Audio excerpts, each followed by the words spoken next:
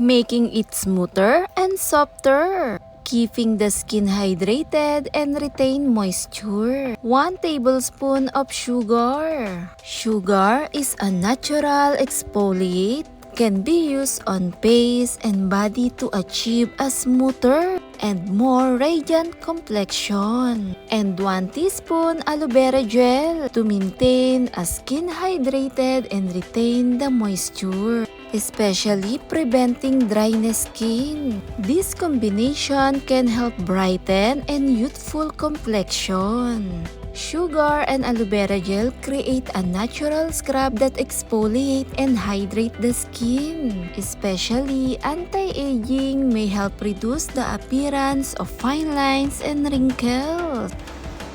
Refreshing face scrub. Sugar and aloe vera gel. Sa texture pa lang, napakaganda nito gamitin. Ang datingan niyang honey. At sa paggamit at pag-apply nito, imaslang sa ating balat at dahan-dahan i-massage. 5 minutes, i-massage lang to sa ating balat. Tumutulong na rin itong ibalik nito sa siglang balat dahil pinapanatilihin itong hydrated. Tumutulong na rin siya mag-exfoliate at bigay lambot at kinis sa ating kutis. Napakaganda nito gamitin kahit pa pang araw-araw.